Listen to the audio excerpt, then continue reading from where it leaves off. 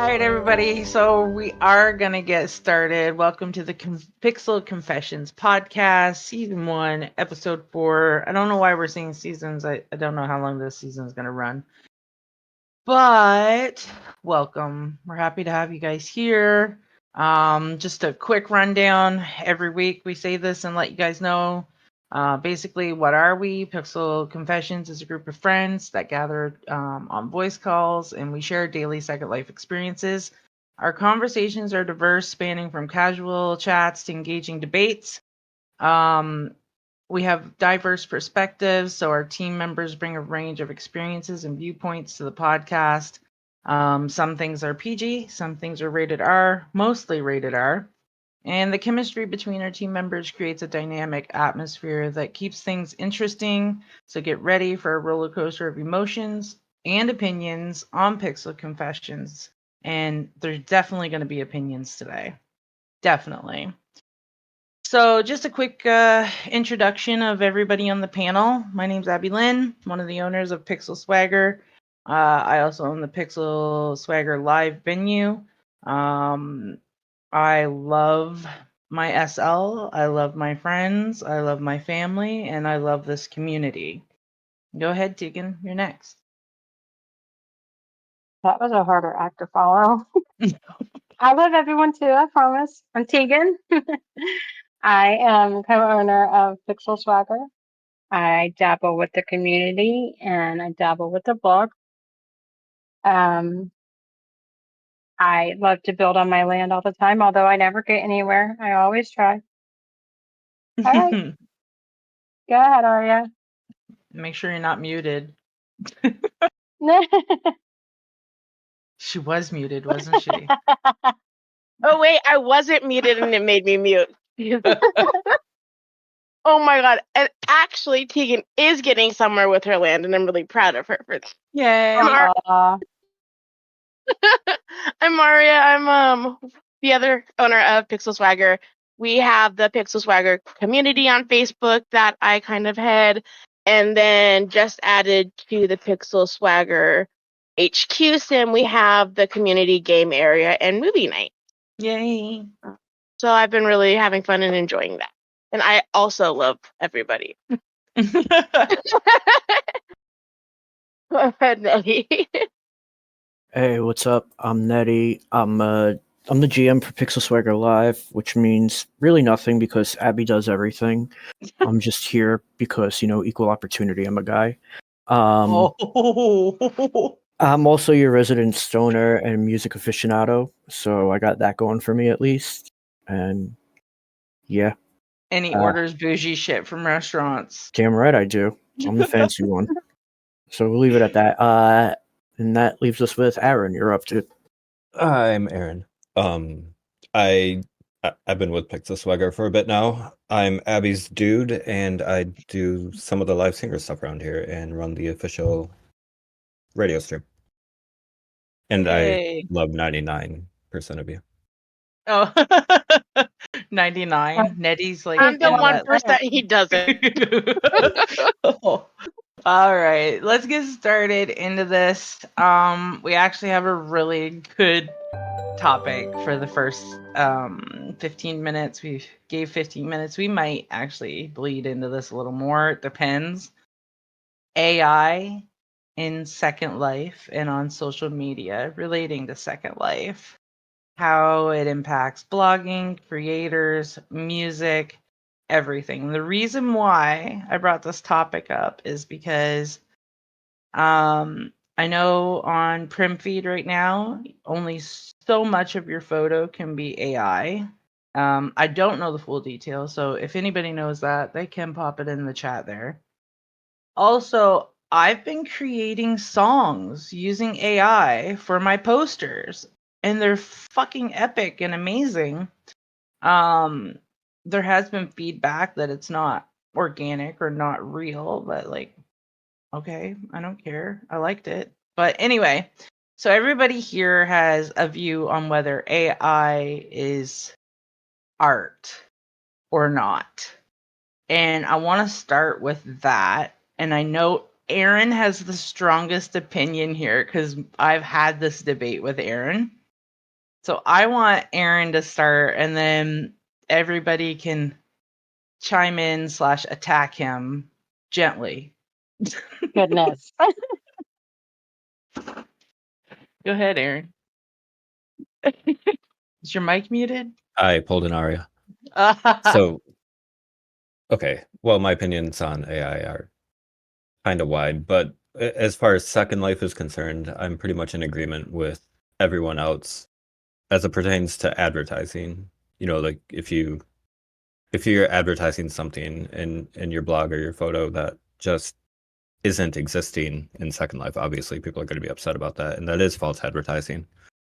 What Abby's talking about with me and my opinions on AI is whether it's useful, whether it's art.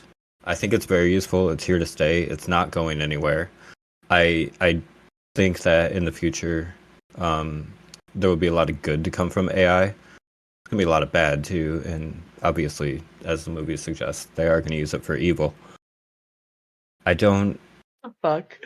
think I don't think that AI is going to persist as a big problem for Second Life, but I do think that you're going to constantly see it in advertising. I don't think there's any way around it. It's simpler for people to use than it is for people to learn Photoshop or any number of image creating programs. But is it art? I think so. I asked on Facebook a while back if an AI image is art. In my opinion, is probably different than most, but I feel like it comes from your brain. You're telling it exactly what to do. You can describe it with more detail as you could a painting, right? You can go from a simple piece of line art made with a pencil or a piece of chalk or charcoal all the way up to like a highly detailed oil painting, and you can do the same thing with AI. You can give it the most basic instructions and say, hey, I need a picture of a beach with 2 palm trees. Or you can say, I need a picture of a tropical location that includes a beach and the bluest water you've ever seen with fluffy white clouds in the sky, 3 sailboats, a yacht, and, several people enjoying beers. And it'll create that for you. So, like, in my opinion, it's while the method is very different than traditional art, it's still something that you're implementing. It wouldn't exist if it wasn't first in your brain. See, and Like, in I'm my a opinion. hardcore opposite there because I do draw, and my family is artistic and actually being able to draw very well or paint very well. And I've created images on AI and I'm typing in stuff and it's coming out. Yeah, it does come out the way somewhat what I've envisioned.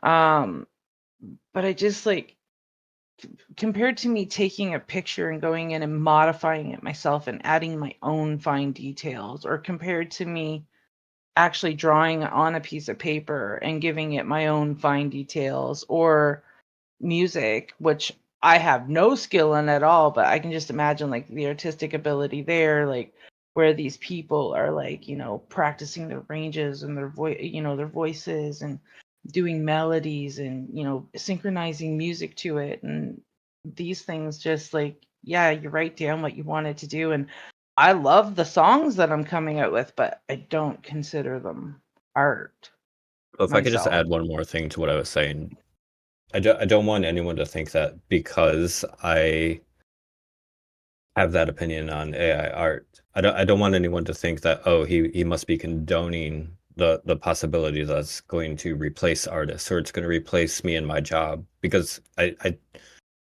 don't want a future where that's going to happen. Like, so if AI could do everything, if AI can do everything from controlling a machine at McDonald's to producing the code that we see on websites, which it's doing now,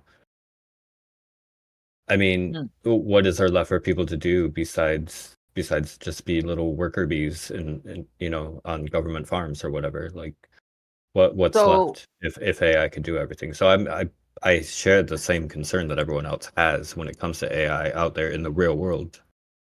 So leading into that, let's get into like on Facebook. So a lot of the controversy that we see on SL Facebook is bloggers are creating photos and then using AI to enhance them. I would like Arya and Nettie to jump in on this. Like, what are your thoughts on that? I mean, I don't want to see something I love on Facebook. First of all, I'll just throw it out there. I buy fat packs and I don't demo. And I know that's a bad thing. But that being said, it really annoys me when I'm at an event and I see something I really, really like and the ad looks really good. And maybe maybe the fat pack isn't so expensive that like it's worth demoing, so I buy it. And when I put it on, it's been so like the photos like so AI generated, it looks nothing like it. The detail on the textures aren't the same. Yeah. It's disappointing. And while it's my own fault that I bought it without demoing, and I realize that it is disappointing, and it makes me not trust that store again. It's deceptive though. It is. And I know I'm not the only person that just sometimes I just don't have the patience or the time or the mental capacity to try on demos. I know one thing I always tried to do when I was blogging more was I didn't mind like editing my photos, but one thing I never tried to do was like enhance the look of the clothing or add shadows to the clothing or the accessories or whatever I was wearing, because that was something I was scared of, was somebody would see that on me and see my picture so modified that they went and bought it and it looked nothing like it did when I actually, raw. Right. And like it is disappointing when you go buy something and the picture looks so good, and you can really tell, like you can tell which pictures are so modified.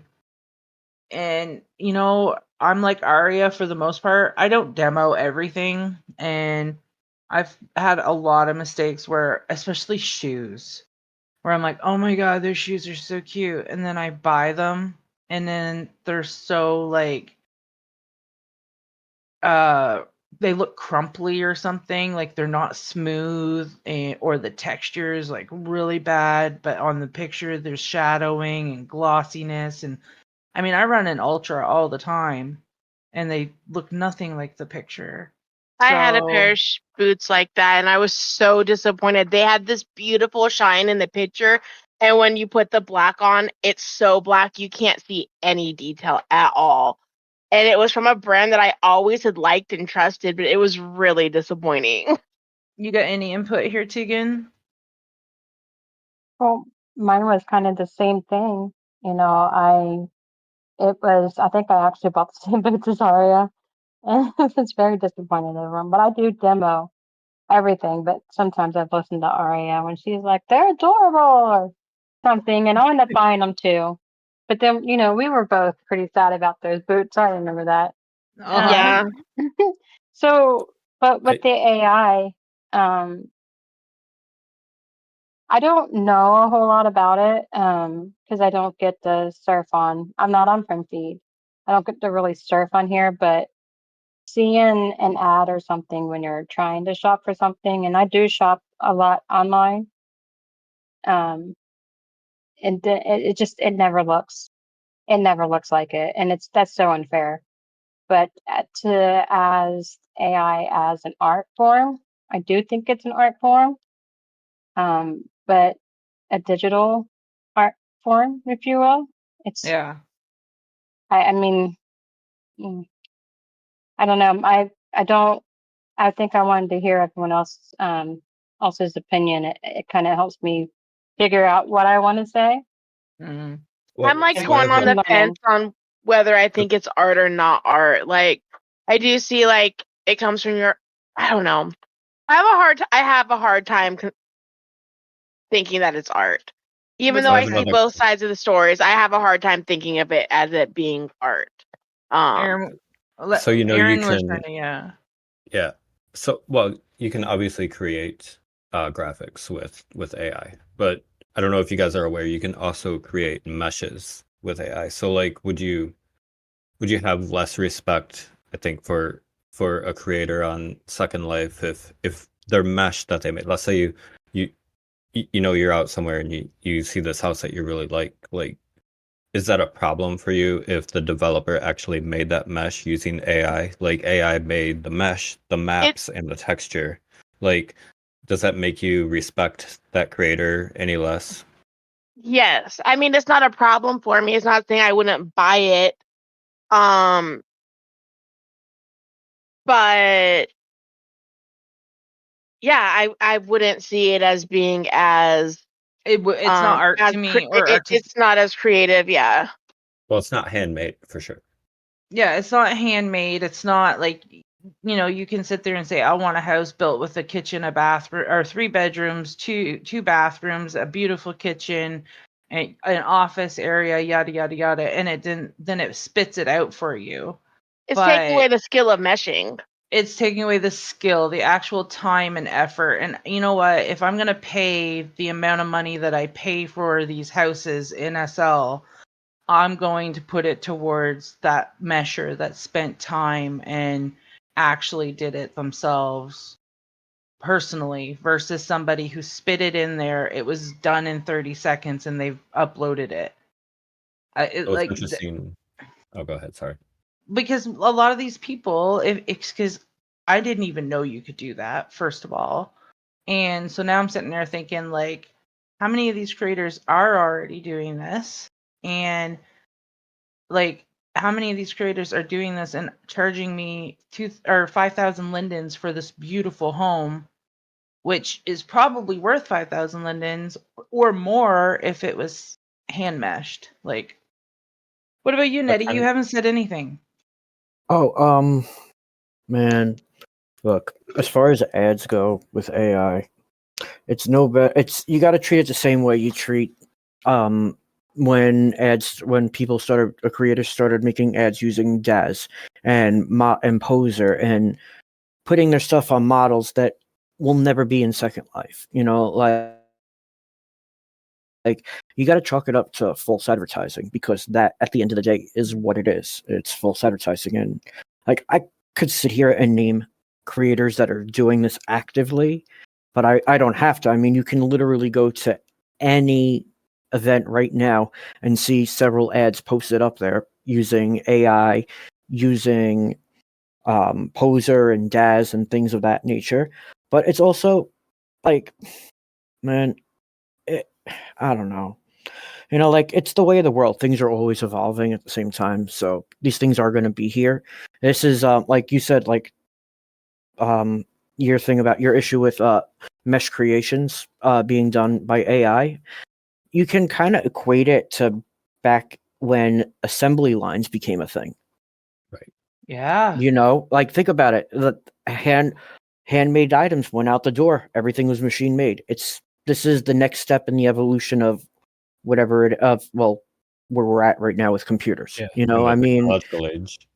yeah, like it is what it is. Like you can't stop it. So, But the things that are still handmade, and because I work in the furniture business in real life, but the things that are handmade is still considered an art. Like, you pay way more for that solid hardwood that's handmade in the United States compared, not saying that it's better because Your the United Walmart States, brand. but compared to that IKEA brand or that Walmart brand or the stuff that's, coming in from China and is particle board and mass produced, like you pay the difference and you recognize the difference. So, and I feel the same way about AI versus not AI. I don't know how many particle board beds I've broken. Never mind. Anyway. Mhm. Abby, man. listen, I've broken solid wood beds before. It happens, Oh. Oh my I gosh. get people that ask about that kind of stuff all the time.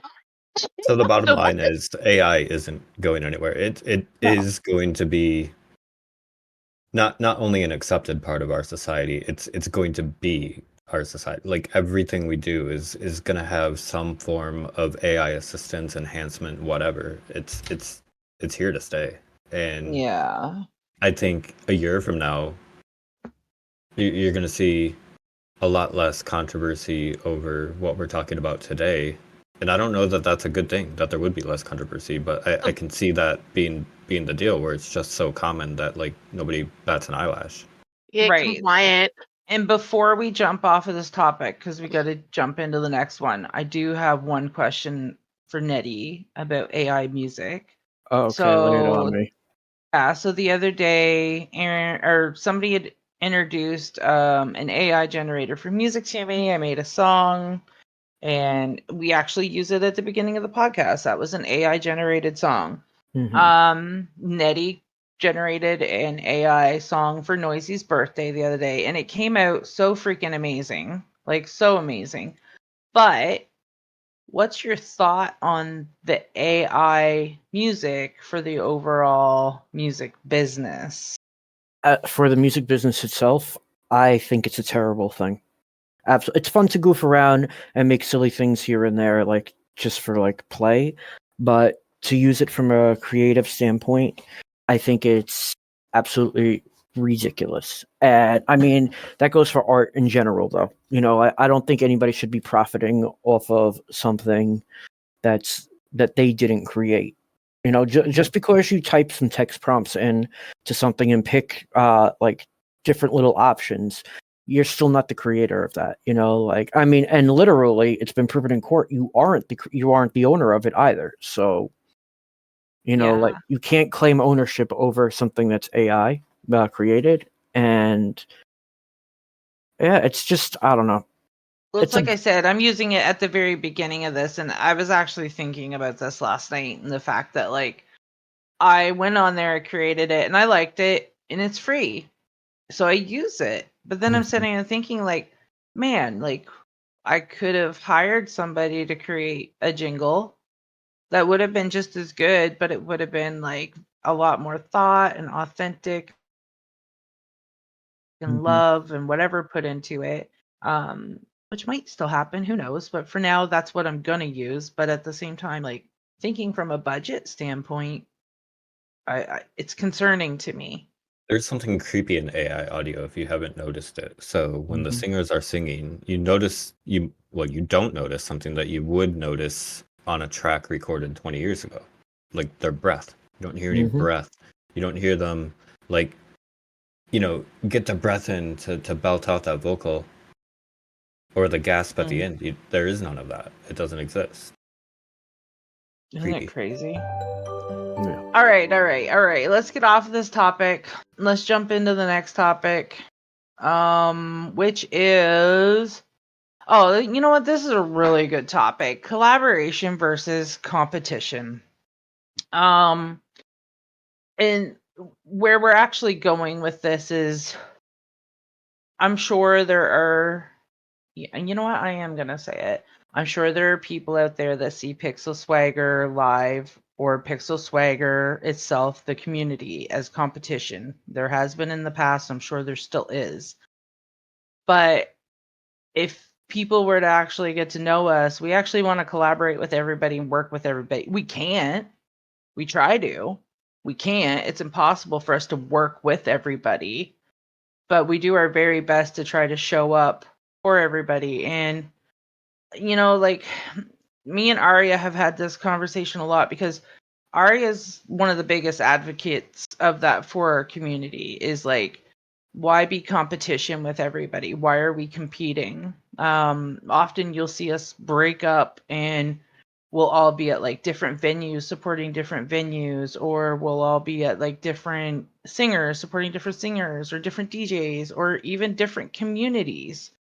And I don't understand the competitiveness at all. And there was a post on Facebook a couple of weeks ago. I'm not going to say who. I'm pretty sure as soon as I mention it, everybody will know who I'm talking about. But she brought that up, and she was like, why don't venues support each other? Why does there have to be such competition?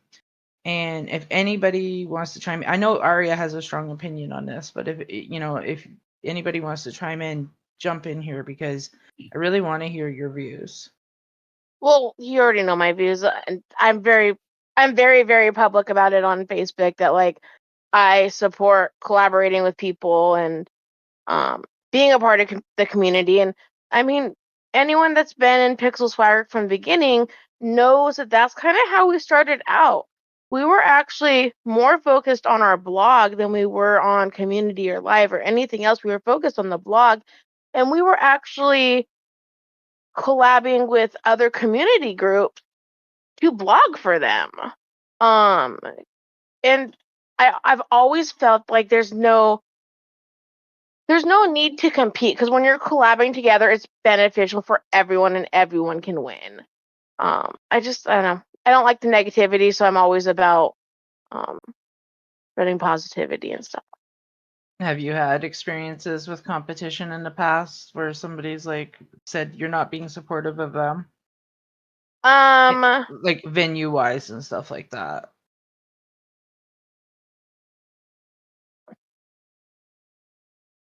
I mean, at the beginning, I think we were seen as competition, even though we didn't see ourselves as competition, but we can't really control how other people are seeing us.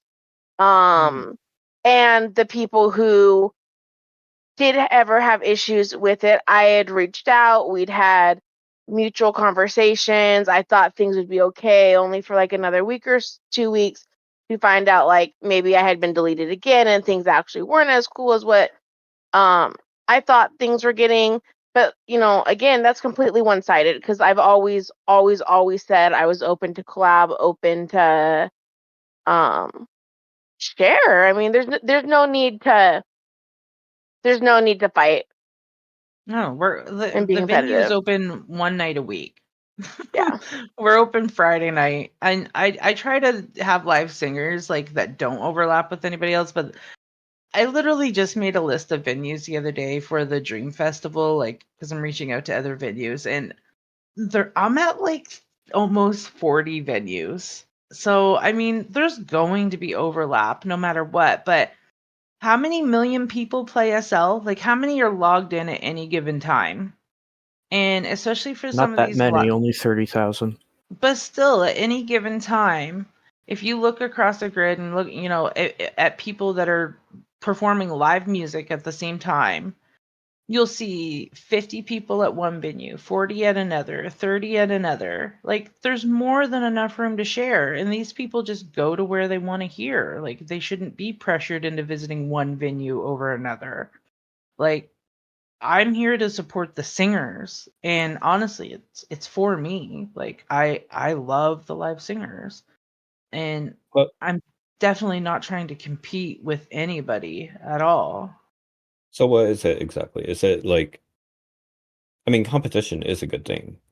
I think Yes. when you're competing with somebody who's on your level or providing the same thing that you're providing, it's a good thing to go head to head with them. It allows you to make yourself better or do nothing and see where that goes. But like, But that doesn't mean that But you that's healthy don't. But that competition. doesn't mean you don't want right, the other venue or whatever to win. Like, right. um, So I was mentioned in that post, and like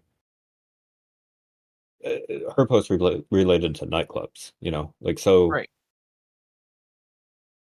there's a lot of animosity between a lot of club owners. I don't know. I don't really have animosity toward other venue owners. I always felt like, I'm gonna go enjoy their club too when I'm not doing my own thing. And whether it was to support them or to support some of their talent, like I always felt like making an appearance was always a good thing, a good way to Mm. show support. And like I know there's club owners who do the same thing. They go to other clubs.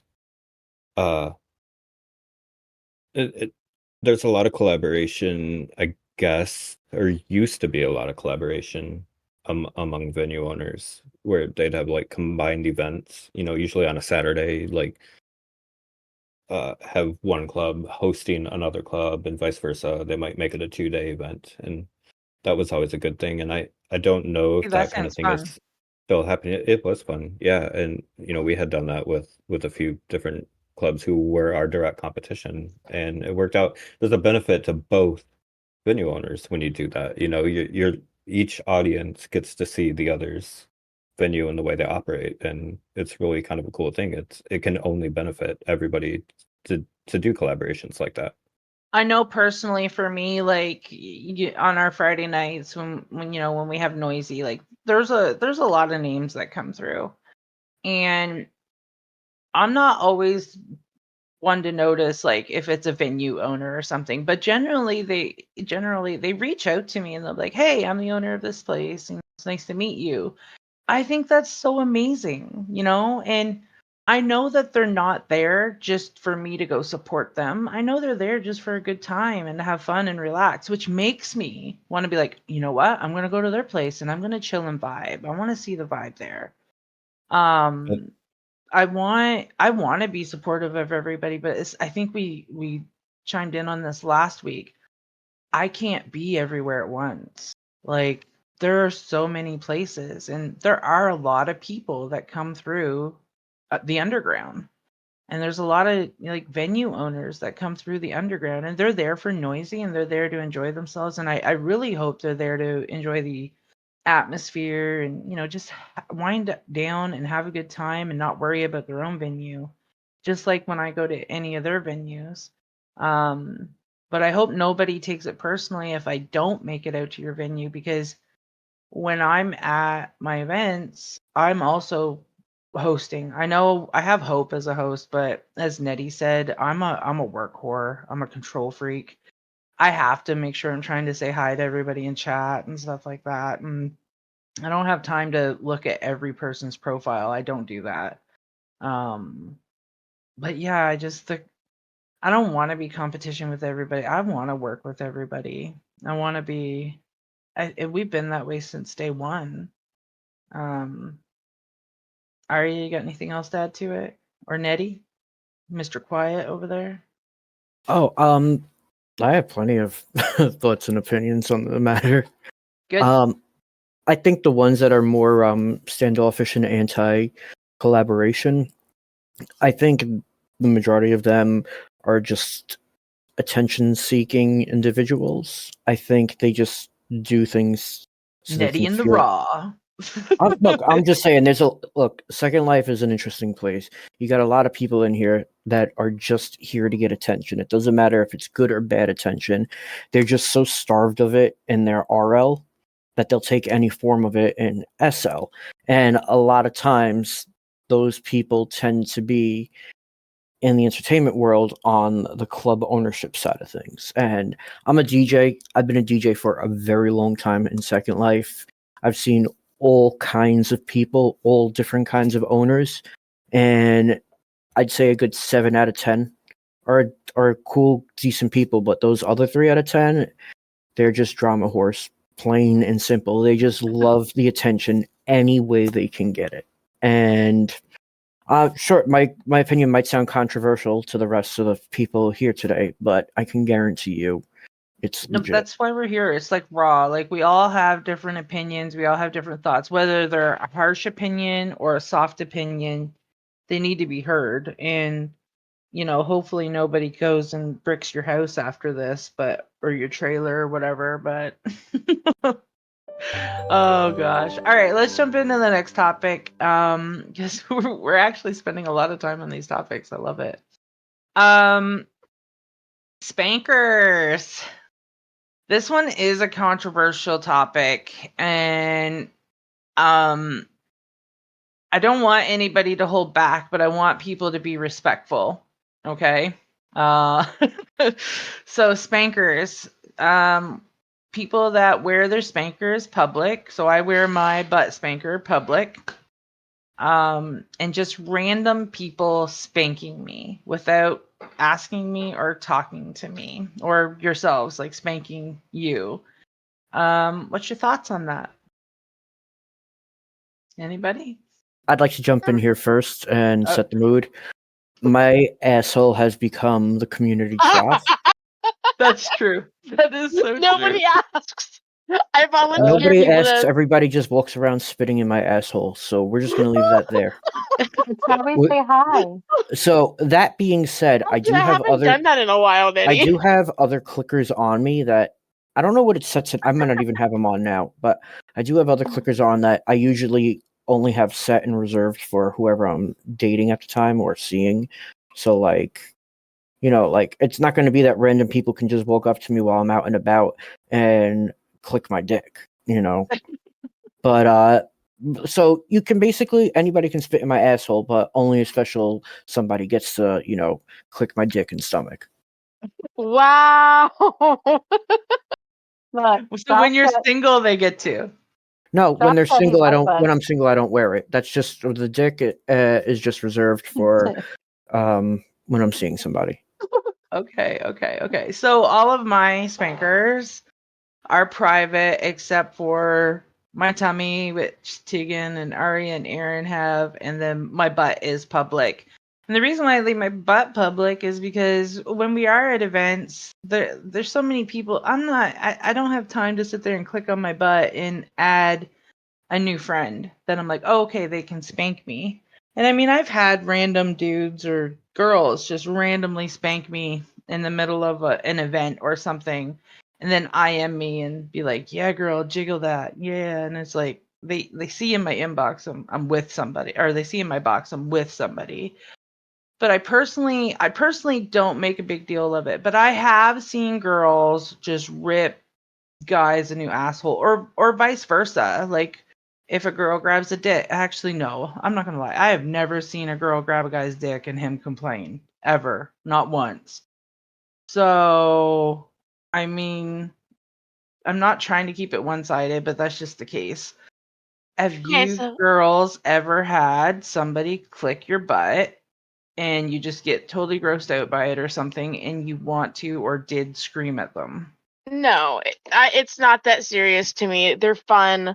If it was that serious as Noah just said, I would use a whitelist, which I have. I mean, I have a pussy slapper, which I hardly even wear it. But when I do, there's a whitelist to it, which only has a couple people on it. Same. And my ass, I don't really care. If someone's grossing me out, I'll simply take it off. Or if it's someone that was like, I didn't really like that, then I'll take it off. Oh, and Uh, I want to add a disclaimer here, because there is somebody that probably listens to the podcast that this has happened to them before and they got upset and they told this person off. Um and this is not a conversation that's directed at anybody who does do this. This is just, we're just an opposite opinion of this. I want to make that very clear. Your spanker is your own and your body is your own, and we're just stating our opinions on if it's happening to us and how we feel about it. Okay? I just want to make that very clear. But do you guys ever feel violated when girls just Violated. So what's been happening to me is like I go out to all these. I think somebody's following me, honestly. Oh, So yes, I right. don't yeah, I don't know how you can do it. It's got to either be with a HUD or with a gesture. But like my ass is like constantly getting spanked, but it's not showing up. So I don't know who's doing it, but they're just like someone's following me around the grid, just spanking my ass incessantly. It's And it's gotten true. to the point where it's just like background noise and I don't even notice it. Yeah, and Um, we can't figure out I who did. don't We I laugh don't about it really every time.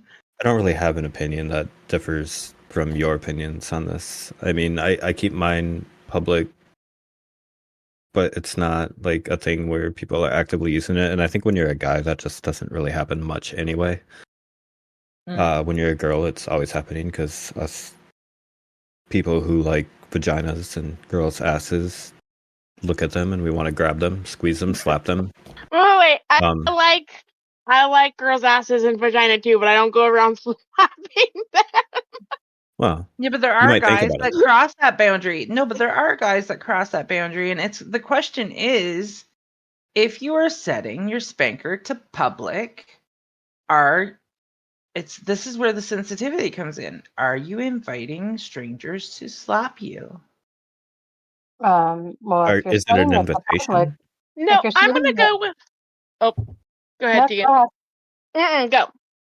ahead. If you guys are setting your spankers to public, and you are putting it on and leaving it as public to be public, I don't see how anyone would get offended unless someone Because is clicking it incessantly. Like, I mean, if someone does it, like, I don't know, you're standing in a Trolling you. cab and if someone does it like trollingly, yeah, I would be annoyed.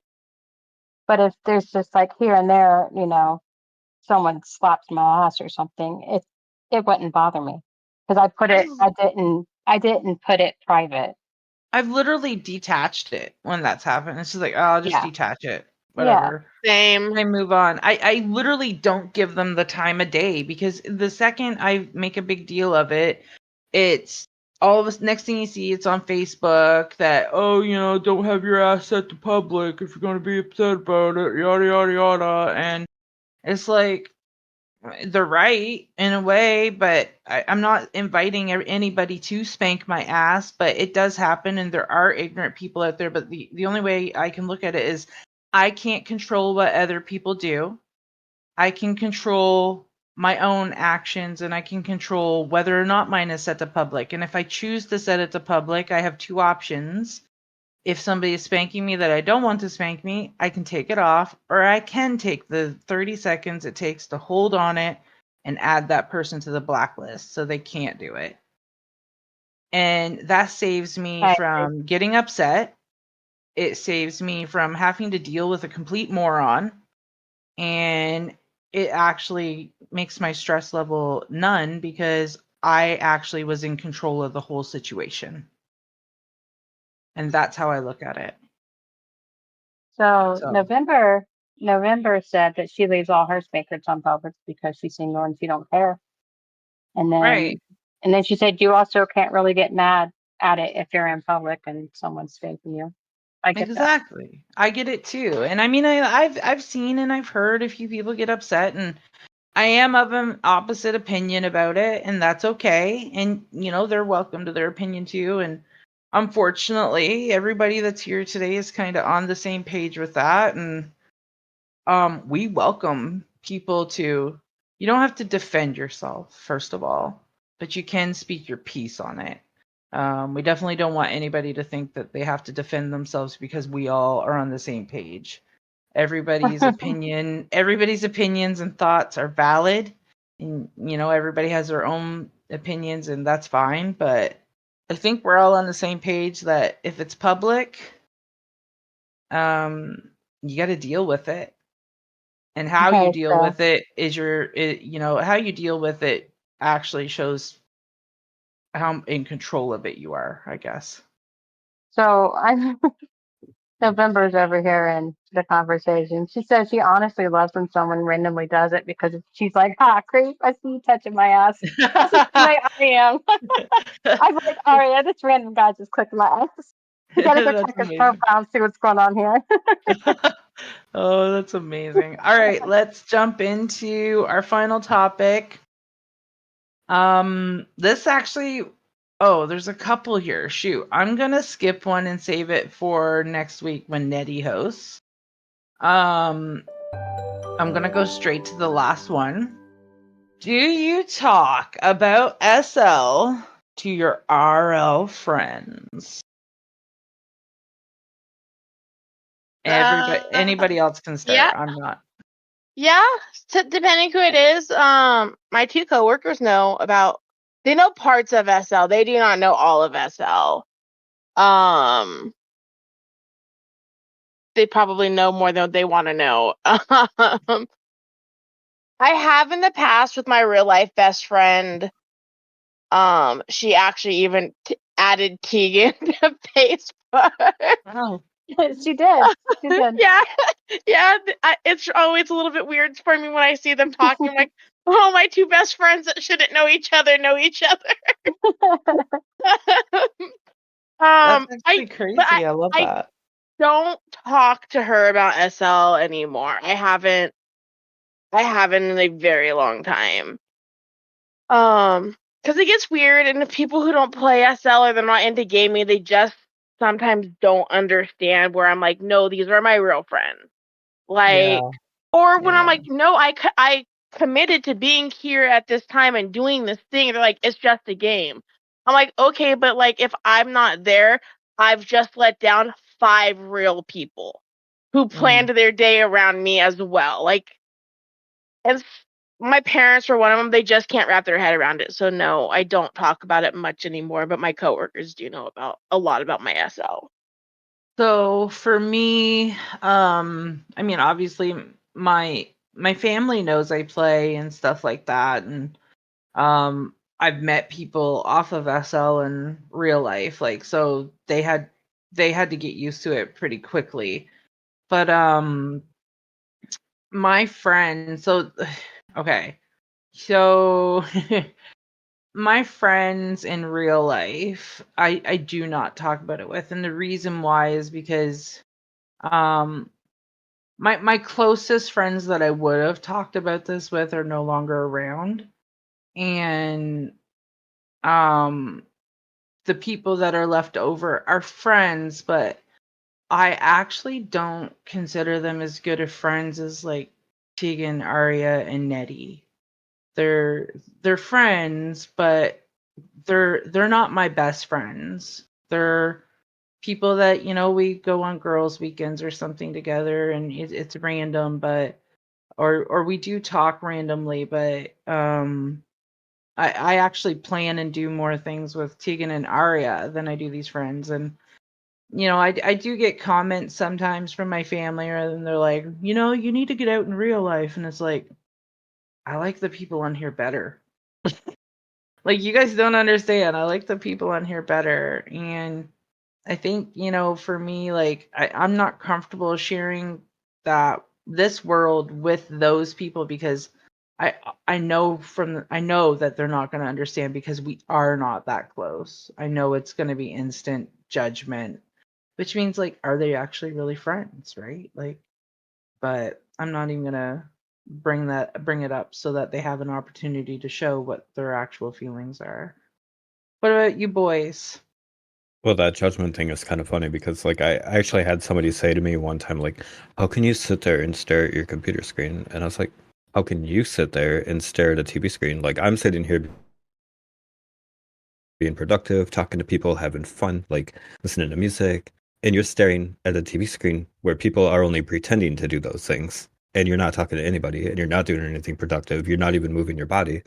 Like, anyway, I've talked to several people in real life about Second Life. I've shown them, you know, like my avatar and what the world looks like, and I've talked about some of the kinkier side of Second Life, and they always seem interested in it. I had several coworkers that I used to talk about Second Life with a lot, and they were always like fascinated by like some of the things you can do on there.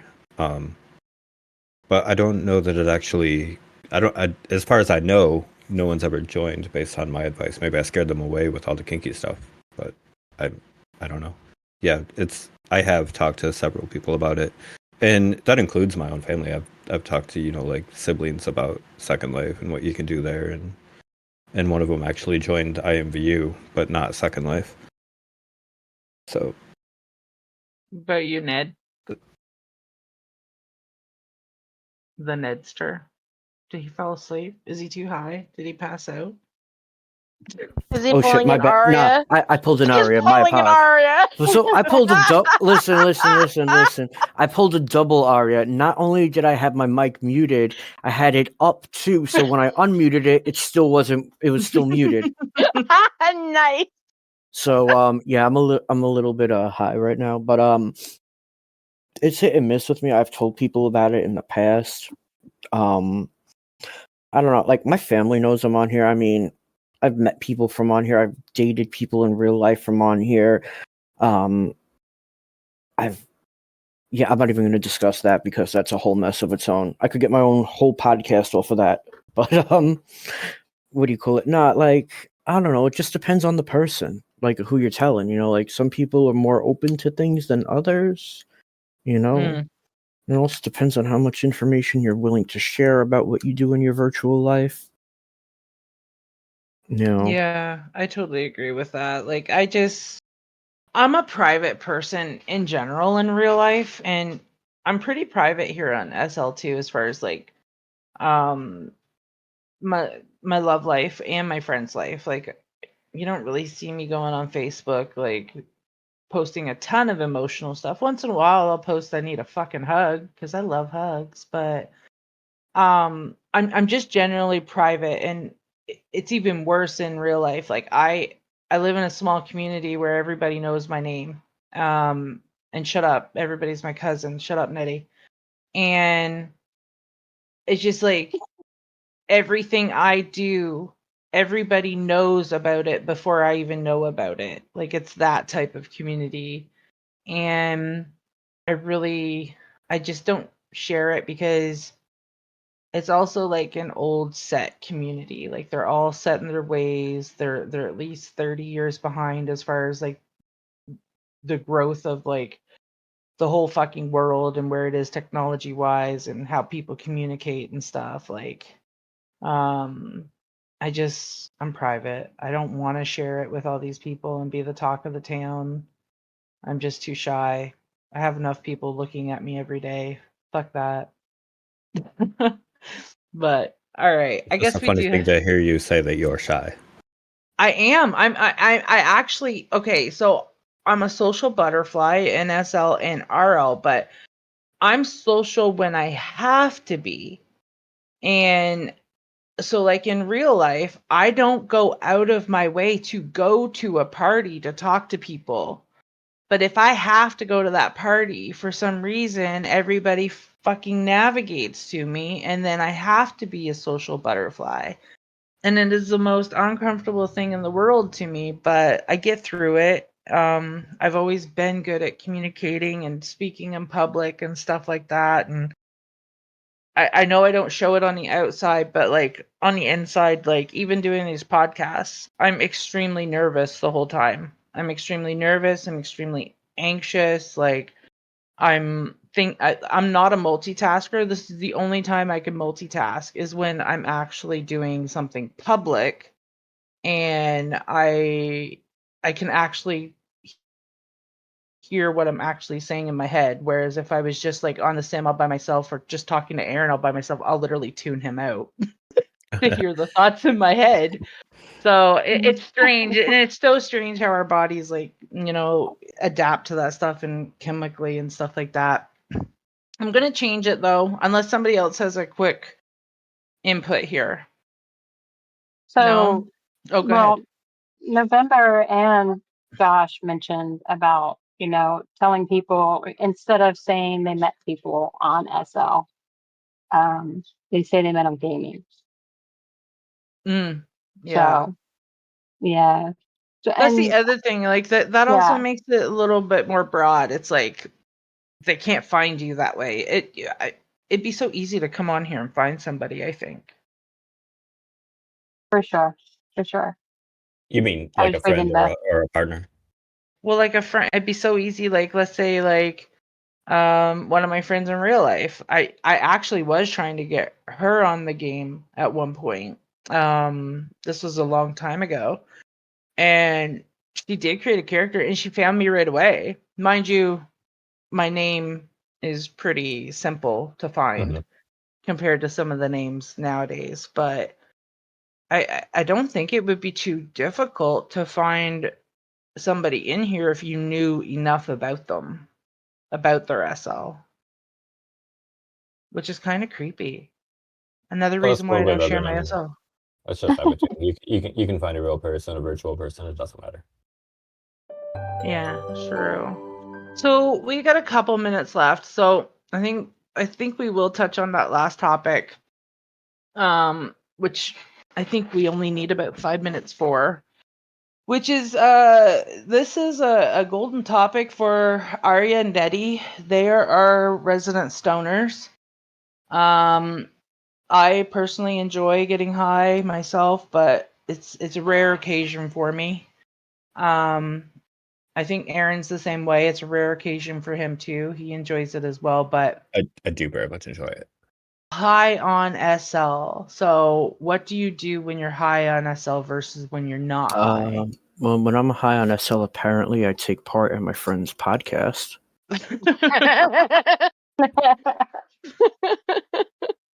Oh shit, Aria, what do you do? Because like you, I'm gonna call Aria out. Aria is the most spaced out stoner I've ever met in my whole life, and like I'm gonna call you a name, but it's only when you're stoned. Okay, you Okay. are so ditzy when you're stoned. It's adorable. So I know you have a hard time focusing on stuff, but like, how do you maintain your high and your SL? Like, what do you do when you're high? Because you I do forget what you're nothing. doing every 5 I do nothing. I stand on my platform with 1,000 things I want to do, and I get nothing done. Or Noah's really good at keeping me on task sometimes. Like when he's high, he is so focused, and he is just like, no, we're building and we're decorating, and come look at this and come look at that, which forces me to maybe be a little bit more focused to get some stuff done. But half the time he'll be building. I'm like, yeah, I don't got it in me today. Like, I'm gonna just stand here and exist while you build. Are you creative when you're high, Nettie? Sometimes it depends on the weed I smoked. It I know. really does, like certain strains really spark your creativity compared to others where they just want to lay your ass out. So I know Aaron has mentioned he is super creative when he's high. I'm not. I'm the person when I get high, I forget what I say. Like I forget what I said, and then I don't know whether the person actually answered me or I imagined it in my head. So Oh my god, yes. well, it paranoids me. So I actually avoid getting that high. But Aaron says he's super creative, and I'm actually curious about that because I can't focus if I'm high.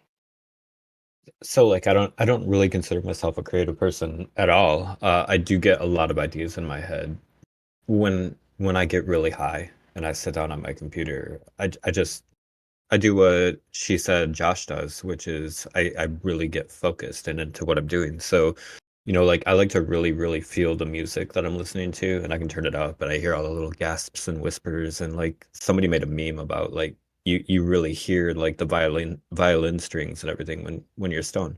And that's what I do, and it just like puts me in a good mood, and it really does help me focus. And maybe it's because I have ADHD, but I'm able to like start landscaping and actually finish the job and create something that I wouldn't ordinarily be able to do without being high, because I'm just like too I get impatient with myself. I'm too anxious. I just have a lot of problems really focusing and committing to a creative project, and like when I'm Yeah. high, that really helps me out there, and it I'm feels totally amazing. opposite. And I'm you get totally super opposite. fucking horny when you're high. I do. Oh Yeah, wow. I can That's vouch. my experience.